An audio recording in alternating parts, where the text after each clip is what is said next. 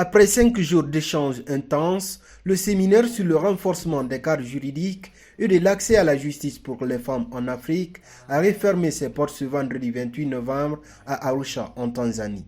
Organisé par l'Institut africain des droits internationaux, ce rendez-vous a réuni des juristes, des leaders religieux et traditionnels, des acteurs de la société civile ainsi que des journalistes venus de 40 pays africains, dont la Guinée. It appears I didn't invoke the jurisdiction of the African Court properly. Il faut mentionner la convention de l'Union africaine parce que là, je ne le vois pas, sur l'élimination de la violence à l'égard des femmes. Depuis lundi, les participants ont planché sur les obstacles juridiques, socioculturels et institutionnels qui freinent l'accès des femmes à la justice en Afrique de façon équitable. Au cœur des débats, les violences basées sur le genre, la mise en œuvre des législations nationales et la domestication des instruments juridiques internationaux comme le protocole de Maputo. J'ai appris énormément au niveau de l'accès à la justice pour des survivantes et victimes de VBG. J'ai eu la chance de me rapprocher des magistrats des différents pays de l'Afrique ainsi que des avocats. Surtout pour moi qui travaille avec des victimes de viol, l'approche que je dois avoir, l'empathie, l'écoute, même si c'est déjà des points sur lesquels je travaille, ça a été intéressant de rencontrer M. Barthélémy, qui pour moi est une bibliothèque vivante. On a pu tisser des partenariats ainsi qu'avec les autres participants. Quand je retournerai dans mon pays, je parlerai de tout ce que j'ai appris ici. Ce séminaire va jouer et jouera un grand rôle capital en fait de limiter les violences qui sont faites aux femmes.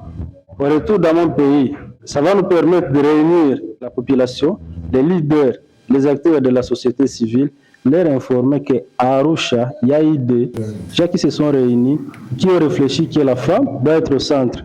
On est sûr qu'on va améliorer la situation au niveau de notre pays qui est la RDC, précisément à Bukavu. It was an opportunity for me to learn best practices from other jurisdictions, to discuss about how they are working in their different countries to ensure that women have access to justice, but especially looking at the Maputo Protocol and how we can implement it as African countries.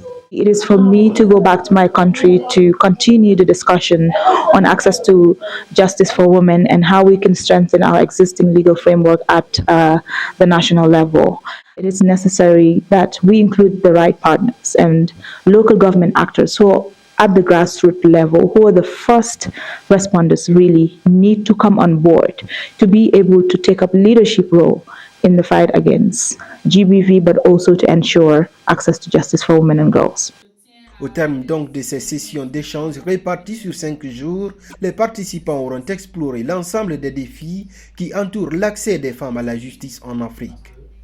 Des cadres juridiques nationaux et internationaux aux violences basées sur le genre, en passant par la coordination entre justice formelle et coutumière, le rôle des leaders religieux et traditionnels, la réforme législative, la responsabilisation institutionnelle ou encore la contribution des médias, chaque module a apporté des outils pratiques et de nouvelles perspectives.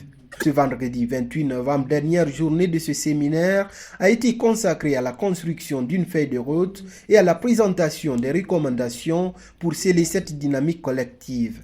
En guise de reconnaissance à leurs apports, l'Institut africain de droit international a décerné des certificats aux participants, un moment de détente rythmé par des pas de danse.